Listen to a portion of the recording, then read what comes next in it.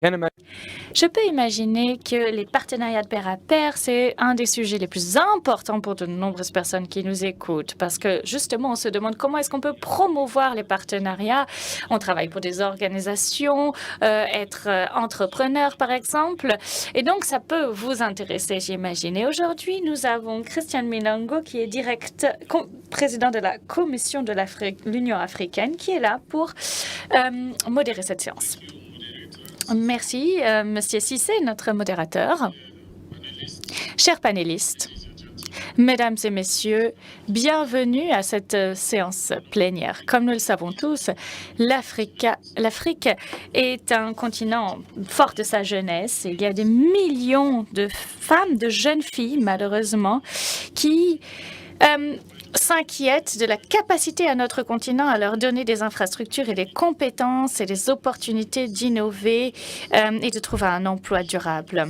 La transformation numérique a un énorme potentiel pour la création des emplois. Cela peut générer énormément de capacité d'emploi dans le secteur des technologies, mais aussi dans d'autres secteurs. L'Union africaine a un rôle particulier à jouer dans la transformation numérique et donne à la transformation numérique une priorité à l'innovation que peuvent générer les données pour l'inclusivité et pour la création d'emplois.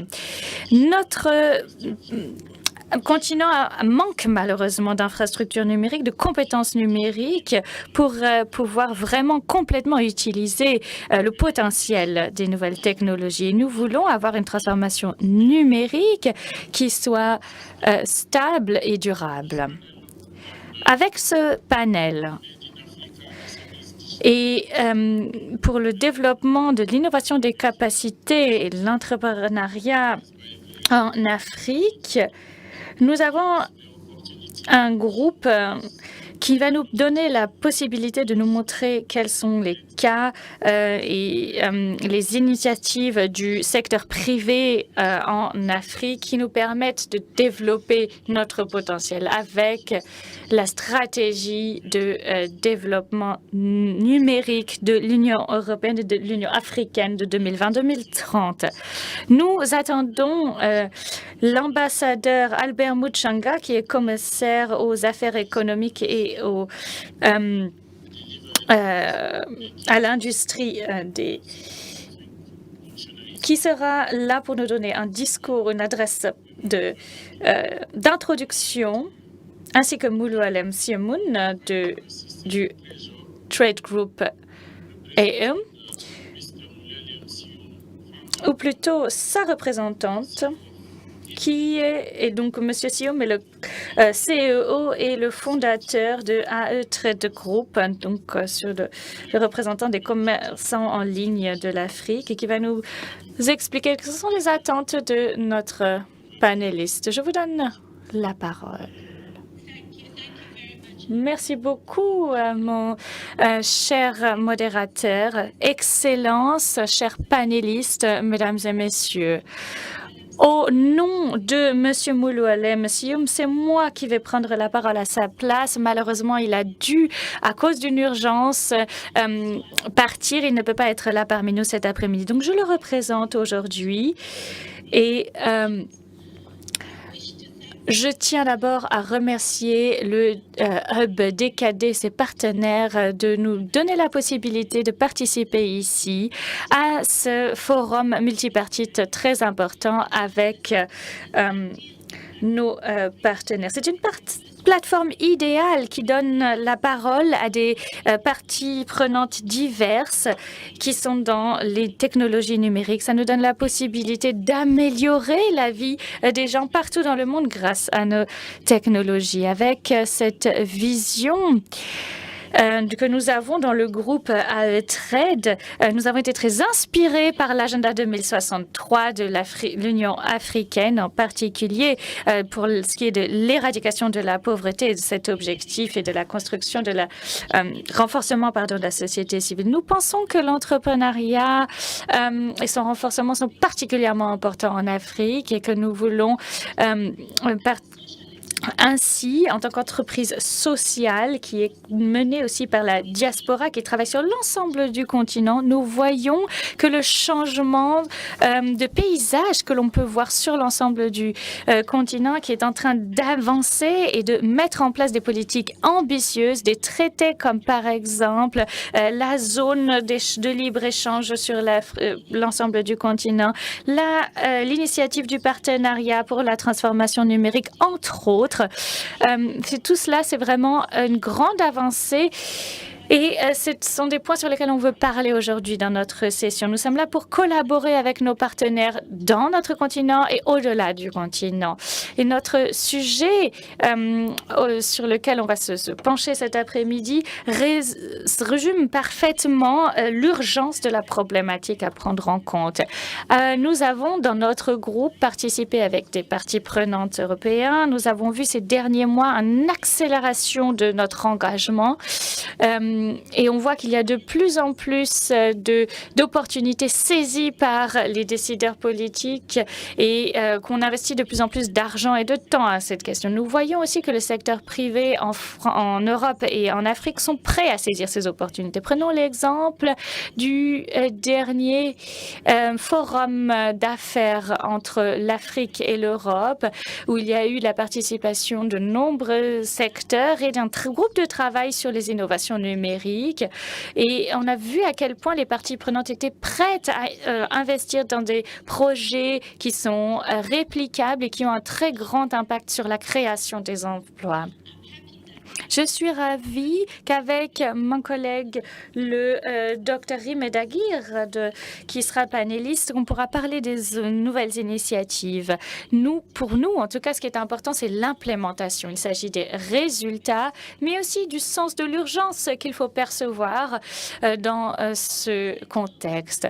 Pour conclure, je tiens à reconnaître et apprécier le partenariat que nous avons déjà avec certains des membres du panel. En novembre, nous avons eu l'honneur de travailler en partenariat avec l'Union africaine pour mettre en place un pavillon sur l'Union européenne et l'Union africaine qui réunissait des start-up de l'ensemble de notre continent et nous avons sponsorisé ces start-up pour qu'elles puissent passer une semaine, participer à un programme particulier.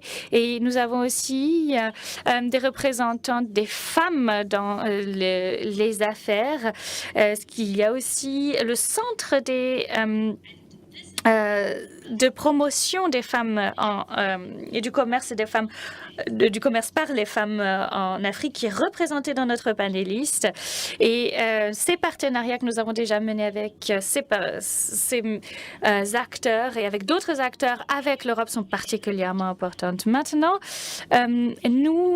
l'initiative que nous menons avec le commissaire de l'Union africaine, avec Monsieur l'ambassadeur, qui a pris le leadership de certains de nos échanges, sont particulièrement essentiels. Et je tiens, pour conclure, à rappeler que cette plateforme, pour nous, est la continuité d'une excellente collaboration que j'ai brièvement évoquée. Et nous pensons qu'il y a la possibilité de continuer ce travail.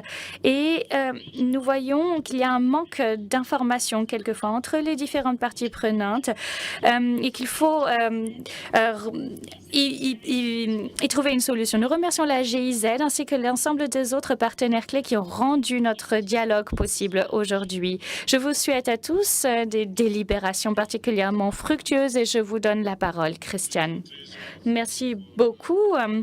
Merci d'avoir souligné l'importance du partenariat, entre autres avec l'Europe, et d'avoir souligné la qualité de votre partenariat en tant que groupe ITRED, donc avec la Commission. Dans ce contexte, nous continuons de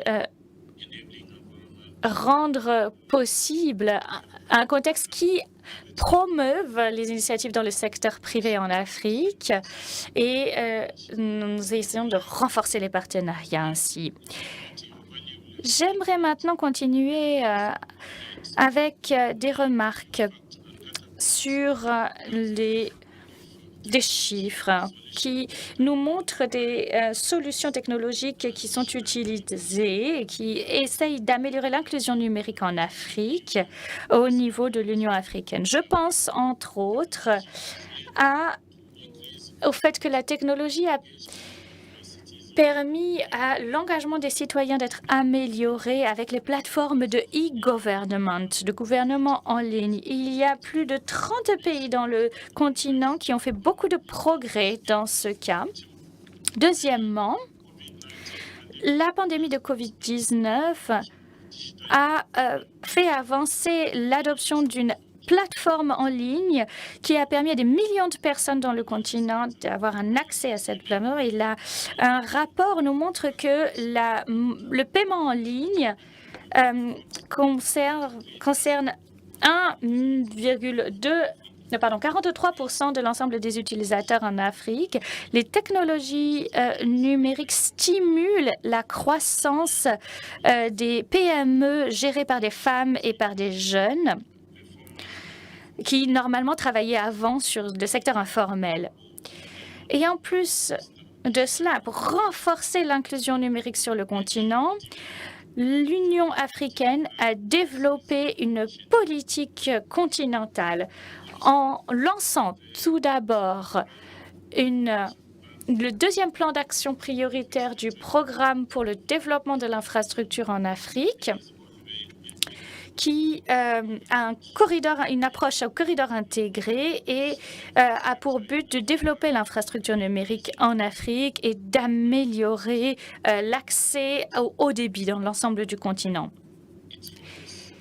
Et ce plan se focalise sur le développement de partenariats et de stratégies d'implémentation et de financement.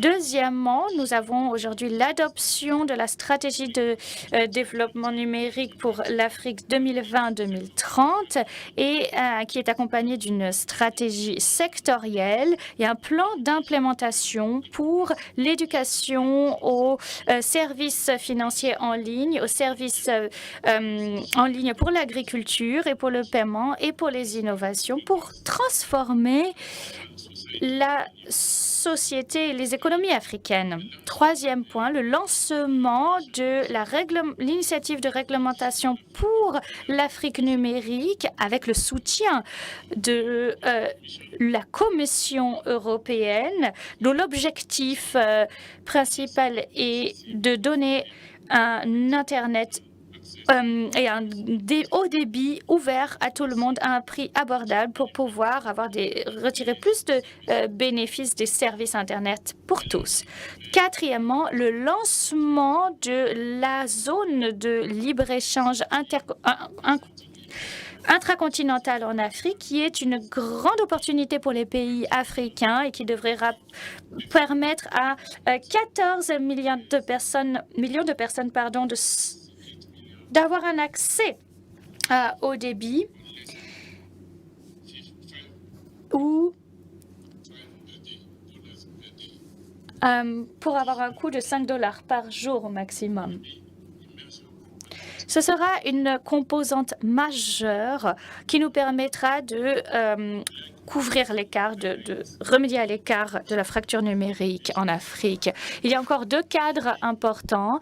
Le cadre d'interopérabilité de l'Union européenne pour les idées numériques qui permet aux citoyens africains d'avoir accès aux services privés et publics en ligne grâce à un service d'authentification numérique.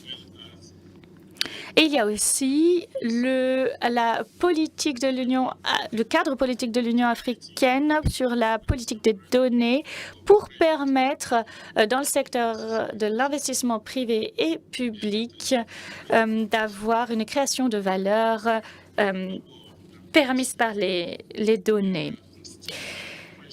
Malgré tout cela, il y a encore des questions que l'on se pose encore lorsqu'on voit qu'il y a encore beaucoup de citoyens africains. Les réponses des citoyens africains et européens au questionnaire que l'on leur a proposé. Et peut-être que résultat de ce questionnaire sera aussi rappelé par nos différents panélistes. En particulier, je tiens à remercier le Dr Riemann qui est là donc du Trade Group. Nous avons aussi Jyrki Pukinen, qui est ambassadeur du ministère des Affaires étrangères de Finlande. Nous avons aussi Tanner Medvin, qui est partenaire à Impact Amplifier. Nous avons M. Robert Sanders, qui est directeur d'équipe au BIC Africa. Et le partenariat qui est un réseau des incubateurs d'entreprises en Afrique australe. Donc là, on se focalise en particulier sur les jeunes et les femmes dans cet organe. Et nous avons aussi Madame Ruth Negash, qui est exécutrice en chef de la COMESA, la Fédération des femmes dans les affaires. Donc voici tous nos panélistes. Et cette fédération veut surtout proposer de l'aide aux SME de la société qui veulent s'implanter sur le secteur privé numérique. Je vous souhaite à tous la bienvenue, mesdames et messieurs. Ma première question à vous tous est la suivante. Comment est-ce que le partenariat UE-UA peut grandir, améliorer la part de marché de l'Afrique sur l'économie numérique? Et je vais d'abord commencer avec M. Tana, si vous le voulez bien. Tana. Thank you. Pas de problème. C'est très apprécié. Merci. Merci beaucoup. Donc, je pense que pour moi, la politique et les infrastructures sont une contribution critique pour créer un environnement propice. Toutefois, ce sont des entrepreneurs qui, à mon avis, feront la plus grande différence sur le continent en ce qui concerne l'inclusion numérique et vraiment repartir mieux le partage de l'économie digitale. Donc, les entrepreneurs, donc les petits et moyennes entreprises font faire 3 différents obstacles et surmonter ces obstacles sera absolument décisif pour leur croissance et leur développement. Tout d'abord, l'accès au marché. Un grand nombre d'entrepreneurs numériques luttent vraiment pour trouver leur place dans une économie, écosystème digital plus grande. Et deuxièmement, de soutien technique et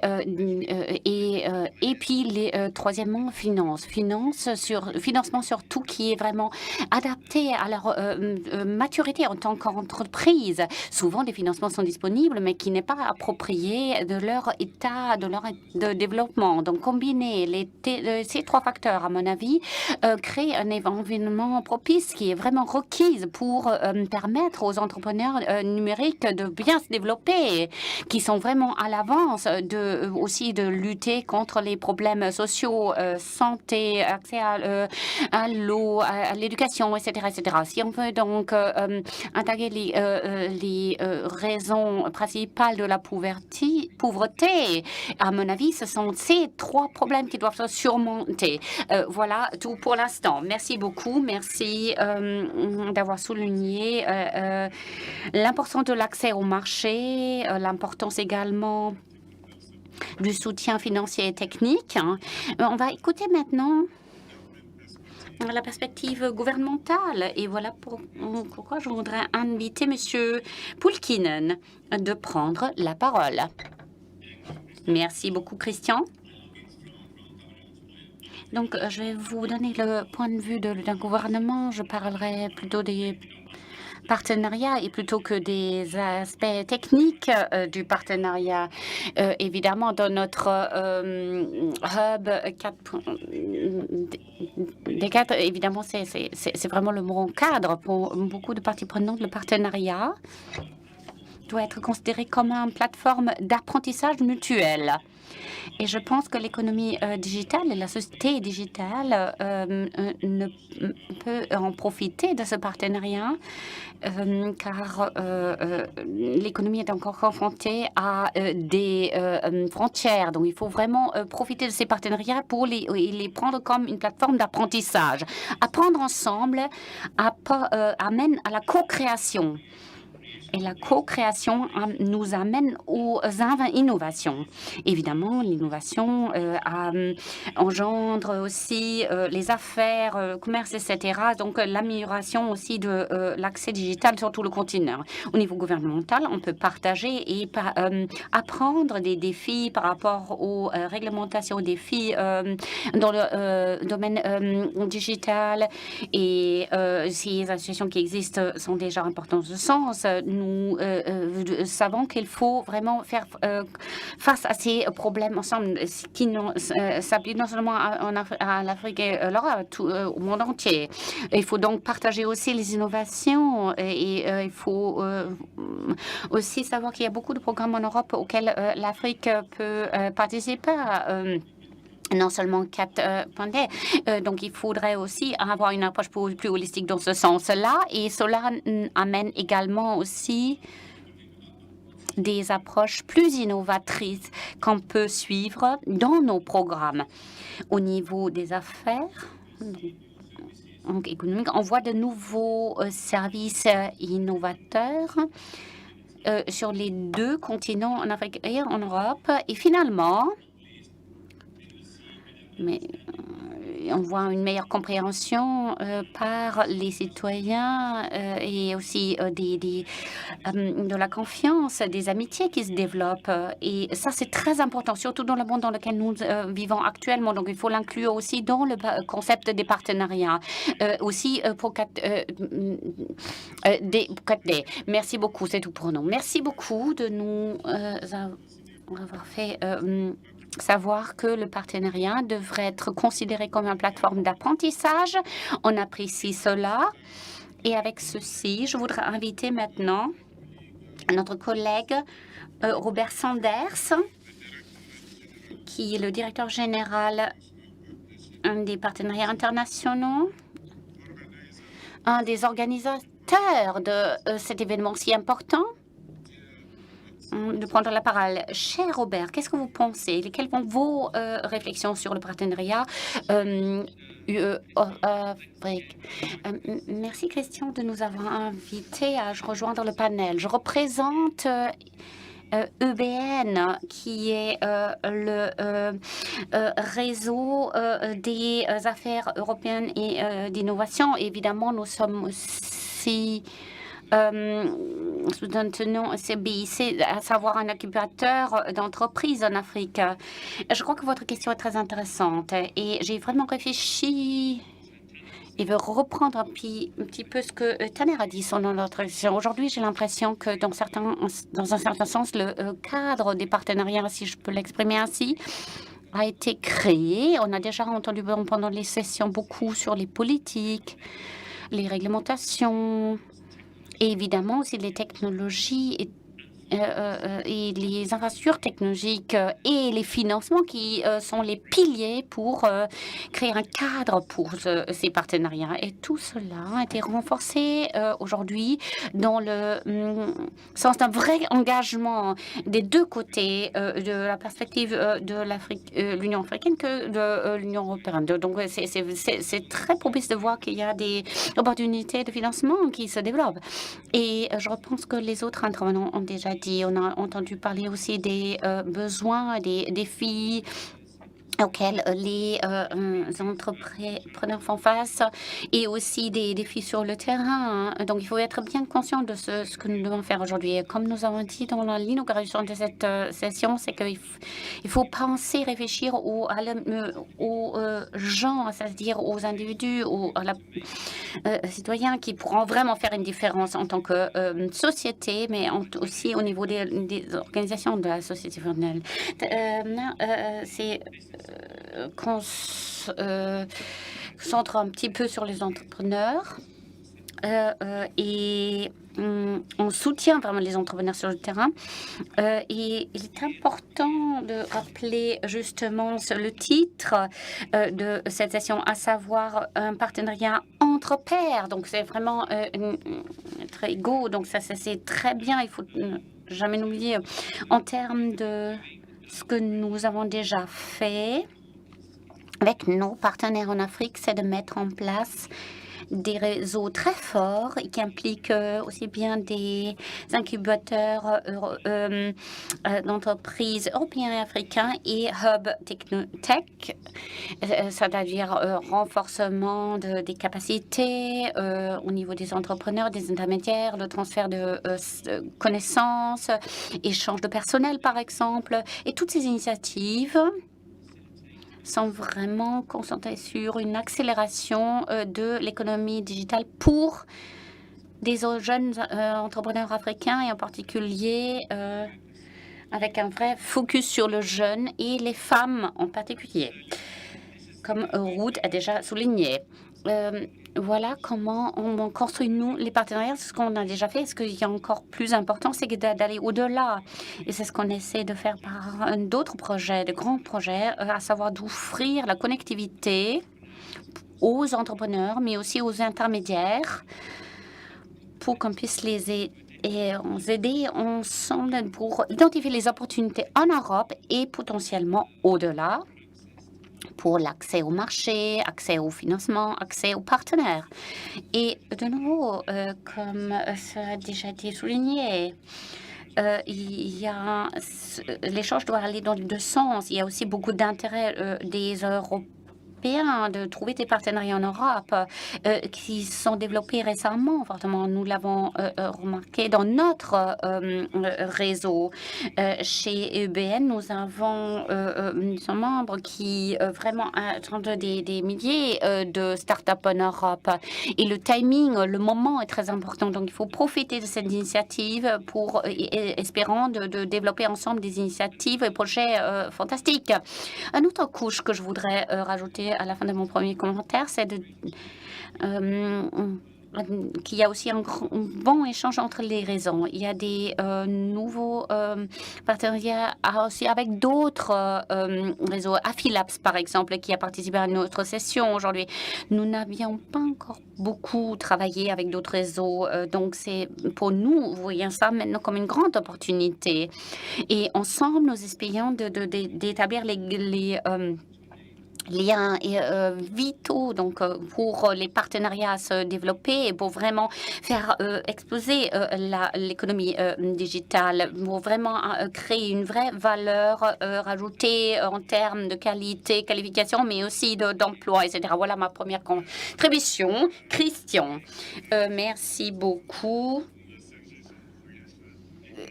d'avoir souligné la création de réseaux et des partenaires. Quand on tient compte des affaires et l'économie en Afrique, ça a été mentionné, surtout exprimé par les femmes. Selon vos expériences, quelles sont vos expériences dans vos échanges avec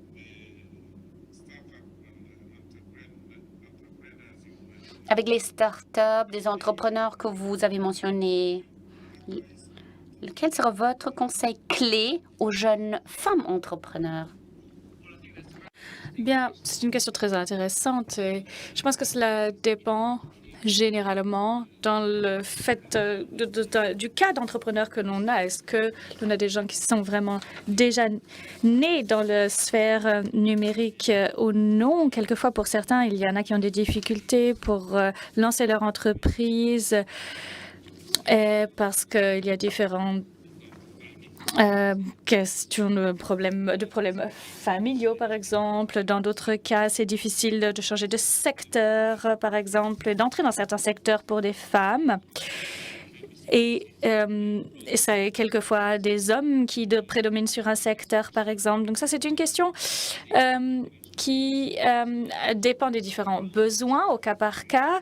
Et En tant que groupe, bien sûr, il faut essayer de trouver du financement. Ça, c'est particulièrement difficile et il faut avoir une plateforme d'échange d'expériences similaires.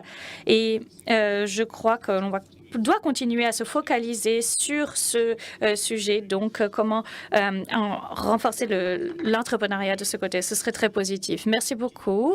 Maintenant, je vais donner la parole à mon collègue, le docteur Rimé, du groupe africain ITRED. Et j'aimerais savoir, donc votre groupe qui a des partenariats avec la Commission européenne, entre autres, quelle est votre expérience? En quoi ce partenariat entre l'Europe et l'Afrique peut contribuer à accélérer l'augmentation de la part de marché dans l'économie digitale pour l'Afrique? C'est à vous.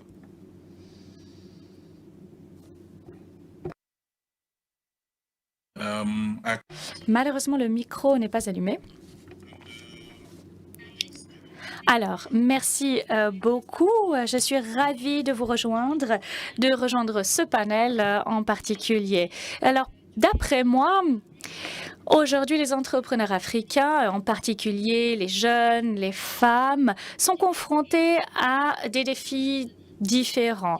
Tout d'abord, il y a une compétition très importante, l'accès au financement, l'accès aux technologies avancées. On a aussi les compétences en matière technique et le développement des entreprises. Tout cela est à prendre en compte. Et initier des partenariats avec l'Union africaine et l'Union européenne pourra permettre de faire face justement à ces questions en proposant des technologies innovantes et des outils technologiques, par exemple, pour encourager le développement des PME et accélérer la part de marché de l'Afrique dans l'économie numérique.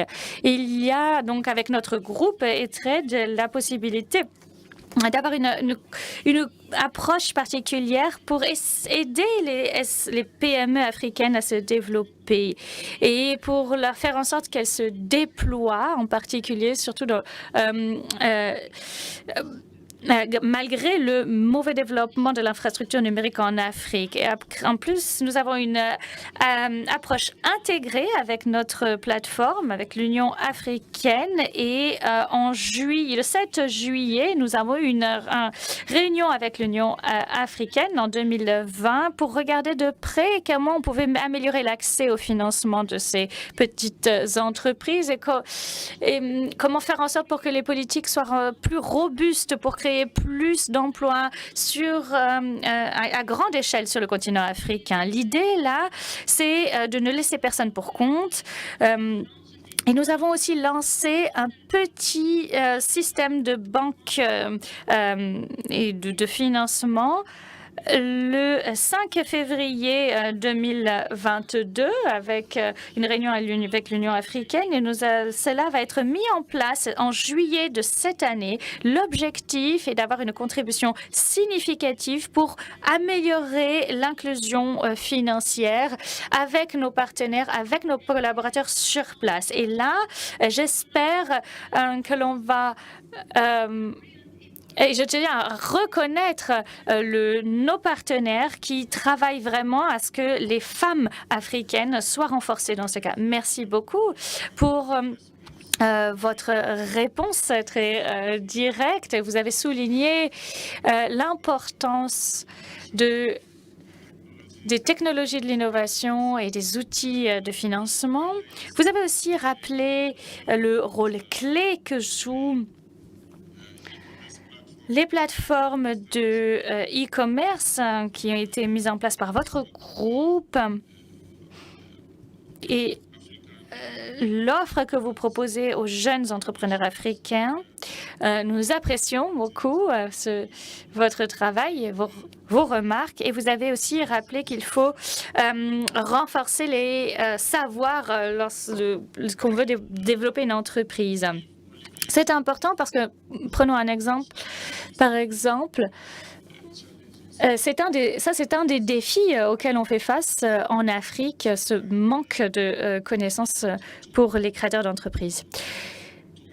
Je voudrais maintenant entendre Ruth de la COMESA, donc en tant que représentante d'une communauté économique régionale qui est un bloc particulièrement important pour l'Union africaine. Mais malheureusement, elle a des problèmes techniques pour nous rejoindre. Je ne sais pas si elle a réussi maintenant à nous rejoindre et si on va pouvoir entendre Ruth. Oui, vous pouvez m'entendre, je suis là. Est-ce que vous m'entendez? Très bien. Parfait. Merci beaucoup. Merci de m'avoir invité à cette plateforme importante. Je tiens à remercier les autres aussi pour leur contribution. Et je vois que vous avez déjà participé, vous êtes nos partenaires et je tiens à faire avancer encore plus notre partenariat. J'ai pensé hier à notre titre, le partenariat de pair à pair avec l'Union africaine. Eh bien, nous travaillons sur place pour développer le BIWay, qui est un incubateur de business pour les entrepreneurs africains avec l'Union européenne. Nous avons eu ces 2 dernières années un projet pilote où on a proposé de l'équipement à 4 pays, le Soudan, le Burundi, le Kenya et un 4e pays. Et avec des technologies innovantes, on réussit à ajouter de la valeur. Avoir l'accès à l'information, accès au financement, tout cela c'est déjà donné, mais avec notre organisme, la COMESA, on travaille vraiment sur l'implémentation. Nous travaillons avec des producteurs. On a des producteurs qui ont beaucoup de problèmes de coûts de récolte et donc on essaie de les aider à améliorer, à ajouter de la valeur. Et avec le problème de la COVID, il faut qu'ils deviennent plus résilients. Et on a créé toute nouvelle chaîne de valeur avec l'utilisation des téléphones portables pour faire des opérations bancaires en ligne. Donc, on peut commencer à échanger, à proposer des produits ainsi. Ensuite, les agriculteurs que l'on accompagne ont commencé à prendre des photos de leurs produits et faire de la publicité en ligne ainsi. Donc là, on a souvent des agriculteurs qui sont illettrés et qui aujourd'hui... et aujourd'hui, on voit que même si l'on ne sait pas lire, on peut pouvoir réussir en prenant une photo, en prenant une image du photo, à envoyer une photo du produit et faire vendre ces produits ainsi. Et ensuite, à livrer le produit, donc par exemple par vélo ou avec tout moyen de transport possible pour arriver chez vous. Donc si vous voulez par exemple acheter un poulet tout frais, et on vous l'apportera. Si vous voulez de la viande fraîche ou des produits de maraîchage frais, ce sera fait aussi de cette façon. Donc c'est devenu beaucoup plus facile. Donc pendant la pandémie, et même après, à la fin de la pandémie, maintenant, on continue d'utiliser ce moyen. Et premièrement, ça c'est très important, les femmes ont une vie beaucoup plus facile grâce à cela, avec cette transformation numérique. Et avec... cette nouvelle possibilité, donc je peux livrer à différents consommateurs et ensuite les agriculteurs entre eux ont commencé à regarder comment ils pouvaient faire des échanges et ils ont un portefeuille de produits très diversifié sur les marchés locaux grâce aux échanges qu'ils ont fait ensemble. Avec l'aide du ministère de l'Agriculture, nous avons réussi à proposer cela à 21 pays.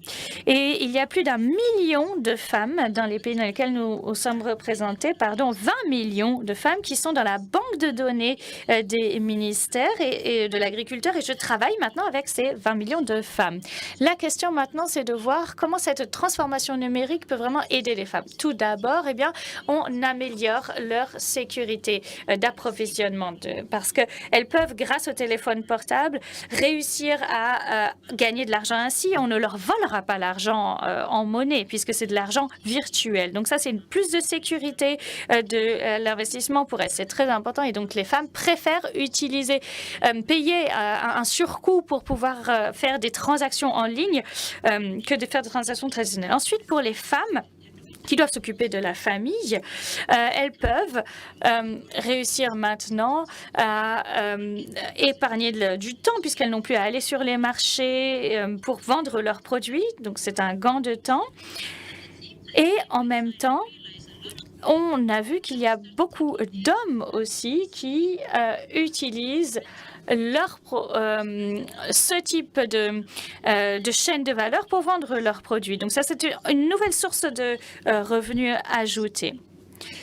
Donc, et lorsqu'il n'y a pas, par contre, de courant électrique, il n'y a pas de transformation numérique. Donc ça, l'électricité, c'est vraiment un point particulier. Donc, il faut d'abord regarder comment est-ce que l'on peut faire en sorte que la fourniture d'électricité soit vraiment garantie. En Afrique, il y a 300 jours par an du soleil qui brille. Donc, l'énergie solaire et les panneaux solaires sont particulièrement intéressants. Et on a une nouvelle chaîne de valeur, une nouvelle création d'emplois en créant donc de l'énergie solaire. Et au niveau de l'Union européenne, je me dis que l'échange de pair à pair, qu'est-ce que cela veut dire exactement? Il faut regarder comment on peut nous aider à créer une base de données pour localiser les besoins, savoir où sont les femmes qui ont besoin de nous. Donc, avoir une banque de données vraiment précise, ça n'existe pas encore, ce serait très, très intéressant. On a donc 200 millions de femmes sur l'ensemble du continent et on aurait besoin d'avoir plus d'informations là-dessus avec une banque de données. Deuxièmement, il faut avoir des innovations plus faciles. Cela veut dire que chez nous, en Afrique, on voit qu'il y a énormément d'innovations proposées par des jeunes et par des femmes, mais on pourrait améliorer encore cela, rendre cela plus facile. Comment faire? Eh bien, il faut prendre ce qui existe déjà en Afrique et renforcer les partenariats, parce que l'idée, ce n'est pas de proposer des choses qui sont déjà présentes en Europe, mais là où on a déjà les produits, mais nous, essayer ou bien d'adapter les produits européens chez nous, mais de prendre les produits qui existent déjà chez nous, les technologies qui existent chez nous, et les améliorer. Il y a déjà des technologies qui existent depuis de nombreuses années chez nous. Et il faut regarder comment est-ce qu'on peut les améliorer un petit peu pour qu'elles soient peut-être plus faciles à rendre accessibles. Et nous sommes aussi en train de développer quelque chose pour les femmes africaines. J'ai entendu que dans 50%, il y aura en Afrique 50% de la population travailleuse dans le monde. Alors, donc, les bébés d'aujourd'hui sont les employés de demain. Et cela veut dire qu'il va falloir... nous allons participer à l'économie globale à l'avenir et d'une manière très, très prégnante. Donc, il faut regarder quels sont les besoins, à savoir l'industrie avec une forte valeur ajoutée. Et en essayant de travailler de manière simple là-dessus, il faudra avoir une bonne plateforme de marketing où il y a des partenaires en B2B, mais aussi des consommateurs finaux, et permettre de mieux gérer son argent. Parce qu'à chaque fois, il est toujours question de savoir comment avoir un accès sûr et sécurisé à son argent et aux transactions financières. Merci beaucoup. J'ai hâte d'avoir un entretien avec vous. Ruth, Merci beaucoup, Ruth. Je voudrais remercier aussi le technicien qui a réussi de vous faire parler, car vous avez apporté beaucoup d'informations. Donc, votre contribution est très appréciée, surtout sur les chaînes de valeur pour les femmes dans cette période si difficile de la pandémie du Covid-19. Et sur cette base, qu'on peut reconnaître à quel point les femmes sont résilientes. Vous avez également attiré l'attention à l'importance de la mise en œuvre dans les prochains jours. Nous essayons déjà de les mettre en œuvre, toutes ces idées que nous avons collectées ici. C'est une bonne introduction à la prochaine question que je voudrais vous poser, à savoir comment les écosystèmes soutenus par l'Europe et l'Afrique peuvent créer des emplois plus décents et plus intéressants dans des secteurs clés. Je commence avec un secteur représentant avec Monsieur l'ambassadeur Juri Pulkkinen. Merci beaucoup, Christian. C'est vraiment, en effet, une question clé. quand je regarde l'écosystème européen digital, il est peut-être leader du monde. Je n'ai pas honte de le dire, car c'est là se concentre sur les humains, il est inclusif et assure l'accès abordable pour tous les citoyens. Et ça crée vraiment des emplois décents, bien payés en Europe. Voilà pourquoi nous avons des systèmes innovateurs digitales très forts en Europe. Mais cela ne vient pas n'est pas automatiquement avec la numérisation. Comme nous avons entendu aujourd'hui, l'accessibilité est toujours un grand défi dans un grand nombre de pays africains au niveau des citoyens. Pour les citoyens, comment investir dans la connectivité, dans le matériel informatique dans les pays africains dans l'avenir? Eh bien, il s'agit non seulement d'investir dans le hardware, mais aussi donner l'accès aux citoyens africains de manière abordable. Et tout cet accès ne peut avoir vraiment un impact sur la vie des citoyens, sur l'économie et transformer la société en tant que telle en Europe. Le système digital est basé sur les valeurs de la confiance, les droits des citoyens et aussi du savoir et de l'innovation en Europe. Nous voulons placer les hommes au centre de ces efforts de développement digital et donner aussi un objectif à cette innovation. Parfois, on se dit, eh bien, l'innovation se fait par hasard. Non, on veut aussi avoir des innovations qui ont un sens, qui sont consensueuses, qui servent réellement les citoyens.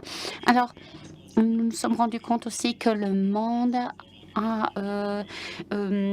sont très diverses de faire évoluer son communauté digitale. Par exemple, il y a aussi des approches qui se mettent l'entreprise dans le centre où les hommes sont juste considérés comme des clients. Évidemment, les hommes sont des clients, mais est-ce que c'est la seule façon dont il faut considérer les êtres humains? Nous avons aussi des économies digitales qui se concentrent sur les gouvernements. Etc., etc. À savoir qu'il est assez important pour nous, dans des sociétés africaines, européennes, de faire les bons choix quand nous créons des économies digitales pour les citoyens et les services qui vont avec. Et aussi mettre en place les réglementations, les législations pour la société. C'est vraiment fortement basé sur les valeurs. Et ensuite, je pense que nous pouvons aussi parler de l'abordabilité et l'accès à la digitalisation. C'est ce qu'on veut évidemment aussi. Il ne faut pas oublier qu'en Afrique et en Europe, il y a aussi un partenariat qui doit être un partenariat entre pairs, sinon ce n'est pas un partenariat. Je vais essayer de vous donner un exemple d'un des partenariats qui est en cours depuis une dizaine d'années déjà en Afrique du Sud. Je crois qu'il y a une vraie coordination qui a créé réellement un réseau d'un différents types de parties prenantes, multipartites, institutions, gouvernements, entreprises, etc., qui innovent. Le système d'innovation en tant que tel, non seulement la digitalisation, mais tous les autres secteurs, comme cela a été déjà souligné au départ. Il ne s'agit pas non seulement d'innover l'informatique en tant que telle, mais tous les domaines de la société. Et la Finlande a créé une plateforme dans ce sens qui a créé quelque chose qui a une grande valeur en Afrique du Sud, qui est vraiment été approprié par la société. Et c'est quelque chose qu'on pourrait créer aussi entre le domaine des nouveaux partenariats entre l'Afrique et l'Europe pour vraiment donner une valeur pour développer nos écosystèmes numériques ensemble. Merci beaucoup. Je demande aux prochains intervenants de limiter leur intervention, une intervention à 3 minutes, car il ne nous reste que 10 minutes pour conclure la session. Donc, j'apprécie votre intervention. J'ai 3 points que j'ai retenus.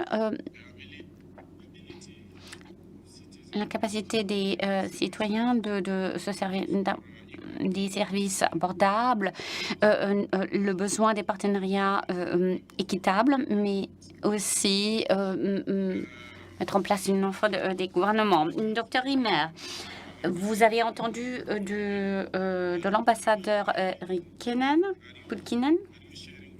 Est-ce que vous partagez son opinion? Quel est votre avis? Oui, certainement, Christian. Pour répondre à votre question également, je voudrais vous donner le meilleur exemple que j'ai par rapport au centre d'innovation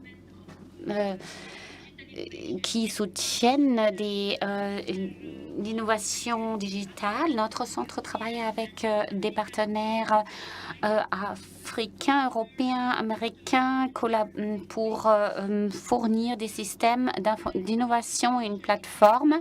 Dans notre centre de recherche innovation, on soutient des PME africaines pour essayer de s'adapter et aussi soutenir des innovateurs en Afrique pour dans notre centre de recherche et d'innovation, on se concentre sur différents domaines. Par exemple, la cybersécurité, les écosystèmes dans le cloud, etc., pour résoudre réellement aussi des problèmes et explorer l'utilisation des données d'une manière consciencieuse. Dans notre centre se concentre aussi dans d'autres secteurs. C'est par exemple la science, les technologies, le leadership, le développement durable, l'environnement, la production des ressources, l'utilisation des ressources naturelles, les impacts socio-économiques, etc. Et le deuxième exemple que je peux vous donner, c'est aussi lié au modèle d'apprentissage en ligne en coopération avec Concordia Université pour que l'Afrique devienne vraiment met en œuvre l'apprentissage en livre pour développer des compétences de leadership et une vraie attitude économique qui sont vraiment requises pour devenir un entrepreneur à succès.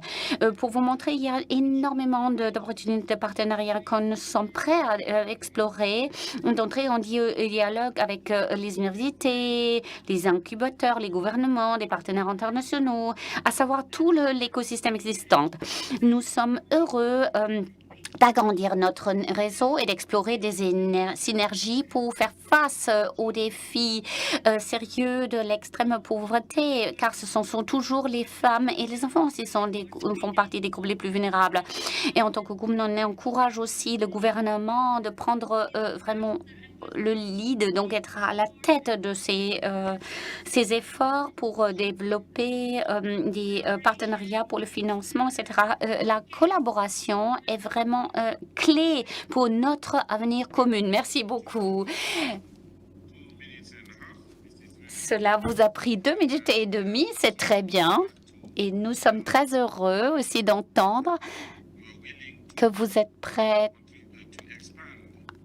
d'augmenter, d'agrandir votre réseau, que votre centre d'innovation et de recherche s'ouvre dans quelques semaines ou même jours à Kigali. C'est très important pour l'avenir des jeunes entrepreneurs. Vous avez souligné aussi l'importance des technologies émergentes, des données. Ça, il faut le retenir. Maintenant, je voudrais m'adresser à Tana avec la même question. Qu'est-ce qui pourrait être fait pour rendre les écosystèmes africains et européens propices pour développer de nouvelles solutions? Tana, vous avez la parole. S'il vous plaît. Tanner, on ne vous entend pas. Merci, Christian. Ça va être 2 minutes pour qu'on soit là. Je vais reprendre ce que l'ambassadeur a dit en ce qui concerne les programmes d'innovation européens et africains. Pour moi, c'est un exemple essentiel. Comment on peut créer un écosystème innovateur et inclusif. Ce projet particulier, sur un certain temps, a pris la position qui voulait être vraiment renforcer la collaboration au-delà de l'Afrique du Sud pour renforcer l'innovation. Qu'est-ce qui se passe? Surtout dans l'entrepreneuriat social, et souvent ils travaillent à des niveaux plus petits, dans les silos. Donc c'est très difficile de faire passer les frontières les idées. Donc ce programme qui a été cofinancé par les différents pays en Afrique, renforce la coopération transfrontalière. Il y a 26 différents consommations qui, dans 15 pays, ont été cofinancés pour développer des nouvelles idées à travers le territoire, en particulier de résoudre les défis sociaux clairs, la santé, logement, accès digital, le marché du travail, etc. Tout ce qui est social. Et avec une panoplie de soutien et comme l'accélération des infrastructures, etc. Et tout ça, cette combinaison des différentes ressources a permis aux acteurs rassemblés d'inventer quelque chose de nouveau. Quand vous voulez motiver, faciliter l'innovation, il faut vraiment aussi donner la possibilité aux gens la possibilité d'essayer quelque chose et aussi de vivre l'échec.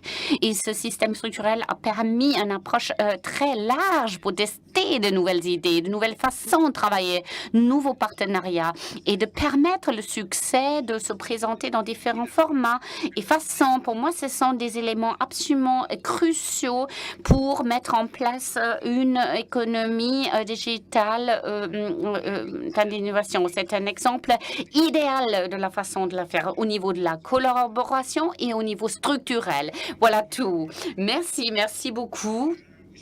Oui, on devrait donner la possibilité aux gens de faire des choses différemment, de tester les choses. La collaboration transfrontalière est très importante. Voilà quelques points que j'ai retenus. C'est très apprécié. Je voudrais maintenant parler à Robert Sanders. Vous posez la question suivante. Dans quel domaine le développement digital a amélioré les relations en Afrique? Bon, concentrons-nous tout d'abord à la première question, à savoir dans quelle mesure la technologie a été aidée à développer l'inclusion digitale en Afrique sociale. C'est un aspect très varié. Je vais me concentrer, ceci dit, uniquement sur les initiatives qui existent, puisqu'on a peu de temps. Alors, je voudrais d'abord souligner une autre initiative de la Team Europe. Tanner, bien sûr, vous avez évoqué quelque chose d'important, mais c'est le système pour investir dans les jeunes en Afrique, IYDBM.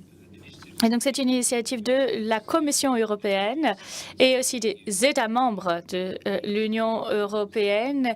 Et cela a aussi à voir avec des initiatives mondiales. Et là, l'idée, c'est de regrouper des initiatives qui permettent de mieux financer les jeunes entrepreneurs. C'est difficile à croire, mais il y a plus de 168 programmes qui sont représentés et qui représentent 6 milliards d'euros, 4,6 milliards d'euros. Et l'objectif, c'est de construire une plateforme pour réunir l'ensemble de ces initiatives et cela nous aidera à ne pas travailler de manière isolée, ce qui peut être contre-productif. Et donc, ça, c'est un des projets particuliers de cette plateforme et je voulais absolument le mentionner. Et c'est une initiative qui est menée par la Direction générale de de l'importation et donc avec un financement de 200 000 euros et qui vise aussi là à améliorer l'écosystème des entreprises du numérique. Malheureusement, est-ce que vous pourriez résumer un petit peu parce que nous devrions finir? Oui, je crois que ça a déjà été dit dans la session précédente. On a parlé du groupe d'innovation de l'UE et de l'UA. Et ça aussi, je voulais le réévoquer. Évoquer aussi, donc, l'ensemble l'initiative des principes de l'UE et de l'UA pour l'échange des meilleures pratiques pour supporter, pour aider les entrepreneurs. Désolée d'avoir dépassé le temps imparti. Merci. Merci beaucoup.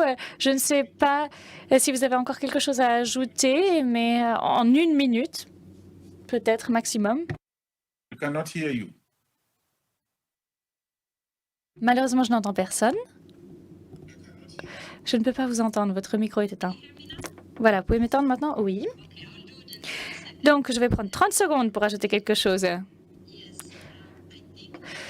Alors, je pense que pour avancer un petit peu, je voudrais sensibiliser un petit peu, voire plus de sensibilisation, parce qu'il faut ça avant au niveau de la base de la société. Nous, on travaille avec le projet de sociétisation des sociétés africaines et nous avons 21 pays qui y participent avec des formations des formateurs. Et ça, c'est un projet très intéressant et j'invite tout le monde à regarder un petit peu cela, regarder tous les projets que l'on fait avec ce partenariat.